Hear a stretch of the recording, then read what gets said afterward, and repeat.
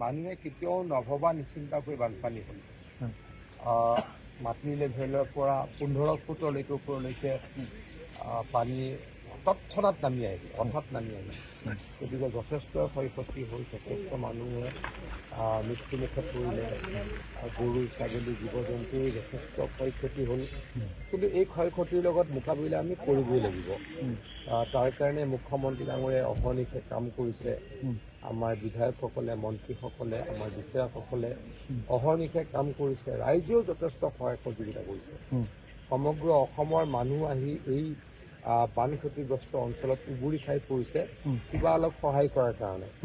ভাৰতৰো অন্য ৰাজ্যৰ পৰা যথেষ্ট ব্যক্তি সদাশয় ব্যক্তি ইয়ালৈকে আহিছে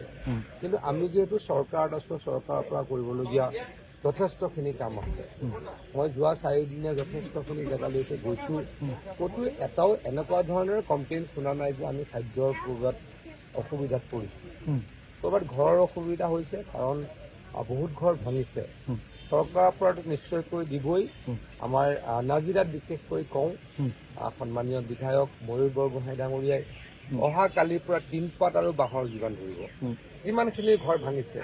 যাৰ ঘৰ ভাঙা নাইতো দিব নোৱাৰে কিন্তু আমি এখন লিষ্ট কৰি আছোঁ সঁচাকৈ যাৰ ঘৰ ভাঙিছে তেওঁলোকক বান্দিল টিং আৰু বাঁহৰ ব্যৱস্থা কৰি দিব যাতে টেম্পৰেৰীলি তেওঁলোক থাকিব পাৰে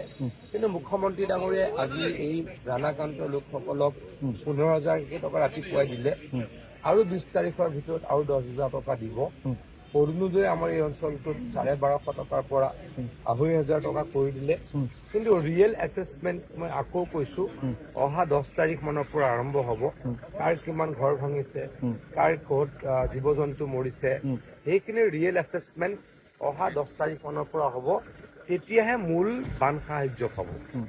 এইখিনি ইণ্টেৰিয়ম এইখিনি তৎকালীনভাৱে মানুহক সহায় কৰাৰ কাৰণে মানুহে ঘৰ যাবলৈ ইউটেনচিলছ কিনিব লাগে আৰু কিতাপ পত্ৰৰ আহাৰ ব্যৱস্থা হৈ গ'ল আনকি দুযোৰ ইউনিফৰ্মৰো ব্যৱস্থা হৈ গৈছে মুঠৰ ওপৰত আমি